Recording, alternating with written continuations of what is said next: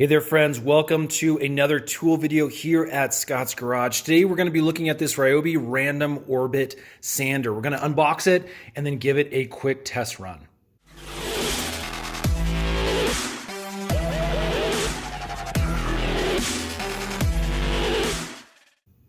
So this is part of Ryobi's 18 volt 1 Plus line of power tools. And it uses that standard battery pack. It's not included in this specific packaging. So you do either need to buy the battery and charger separately, or I actually purchased the drill and impact driver set that came with the battery. And those are, again, just hot swappable between all of the power tools in the Ryobi line.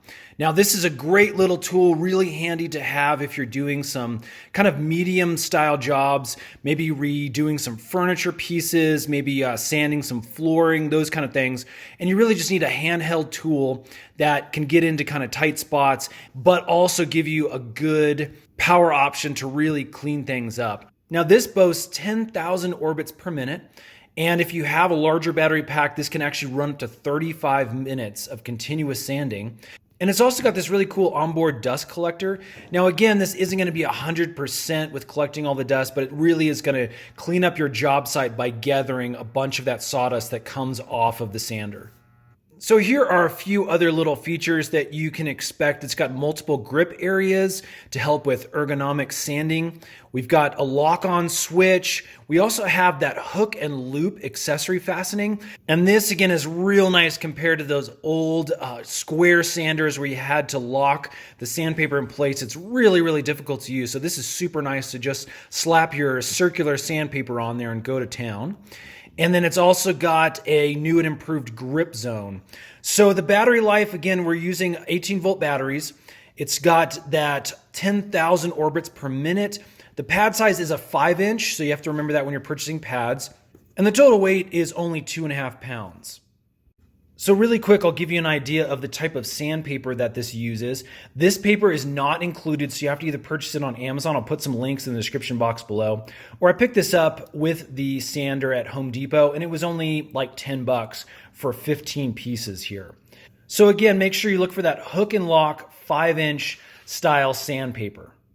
Okay, out of the box, here's what you can expect. Again, you have the main unit, and as you can see, it's got those really nice grip zones all the way around. We've got our on and off switch up here at the top for easy access, as well as a nice grip zone again on the top. This is where you're going to be snapping in your battery. I'll show you how to do that here in just a sec. We've got our exhaust valve, and then we've got our little exhaust bag that just, again, will slip on the end here, and that's going to do a lot of dust collecting for us. And again, on the bottom here, you can see we've got our main sanding pad. You can see all those little hook grippy things right there. It's almost like Velcro. And that is what is going to attach to the 3 pads that are actually included in the packaging as well. So if I turn this over, you can kind of see it's that fuzzy type of bottom. And that, again, is just going to lock right into place on the bottom of our sanding pad. Okay, so we're just going to install our little sandbag by placing this right on the top of that exhaust port. There's no click or anything like that. It just kind of fits snugly on there. It'll fill up with the dust from our sanding, and then obviously you can turn it upside down, pull it off, dump that sand out. Again, be careful of this valve when you're pulling it off, because you are going to get some spit back of that dust. You don't want to do this in any kind of a clean area.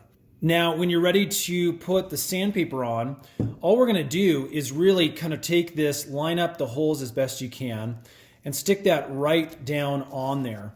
And as you can see, it's fairly easy to cover up that pad. You just don't want to be sanding directly on that pad. But again, that is on there. It really does stick like a really nice piece of Velcro right on the bottom of that sander there. Okay, and then lastly, we do want to give it some power. So this is my 1.5 amp lithium battery. This is the 18 volt series again. And these are super, super nice. This is the 1 Plus that came with my drill, but again, it's going to fit just great. All right, and we're just going to take our battery and we're going to stick it right in that slot. Again, make sure you're in the off position on the sander, and that just pops right in there. Okay, there you go. We are ready to start sanding now. Let's go ahead and get this outside and on our wood project to see how well it works. Okay, so we're outside right now working on some Adirondack chairs that I built for my wife. And she's actually been sanding down the chairs in preparation for staining. So you can see after a good sand, it kind of wears these pads down, but again, they're very easy to swap out. You can also see that even though it has this bag back here, a lot of sawdust, residual sawdust, is going to get all over the tool. So just be prepared to clean it a little bit after each use. Now, one of the other things we have noticed is that these smaller batteries that come with the drill set that I got that I'm going to be using on this, were only lasting about 10 minutes. Now again, that's because the sander, when you turn it on, just continuously goes. This is an upgraded battery pack. It's one of the larger 1+ lines. And this is actually lasting between 20 and 25 minutes. So if you're going to be doing a lot of sanding, I highly suggest upgrading the battery. I'll actually put a link for that in the description box below. But let's go ahead and turn this on really quick so you can hear how loud it is.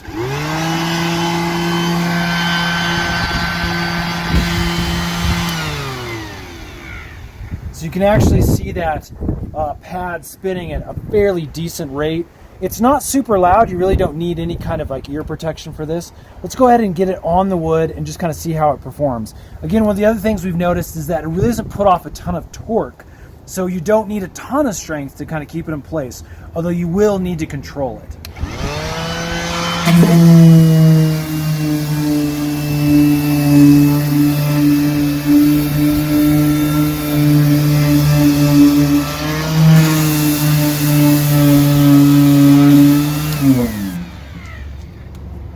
Okay, so there you go.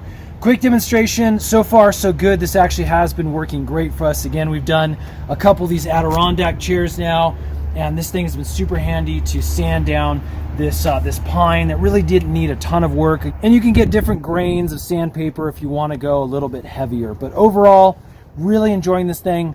Thumbs up. Hey, if this video has helped, would you guys give us a thumbs up? Let us know we're making helpful videos. And if you want to purchase this, we'll put a link in the description box below where you can grab it on Amazon. You also might want to subscribe to the channel because we're going to do a lot more tool reviews. We might show you how to make furniture like the Adirondack chair. And we got a bunch more helpful videos coming up soon. Thanks so much for watching.